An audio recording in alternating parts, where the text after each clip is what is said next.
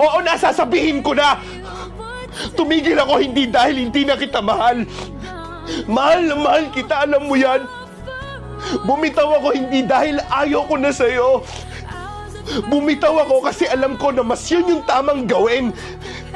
Kasi pag nilaban pa kita, alam ko ako lang yung masasaktan. Ako lang yung mahihirapan. Gustong gusto ko itang ilaban eh. Pero alam ko na kahit anong laban ko, hindi pa rin ako yung pipiliin mo. Kaya kahit sobrang sakit, mas pipiliin ko na lang na tumigil. Kasi yun lang ang alam ko na tanging paraan para maging malaya kang mahalin siya.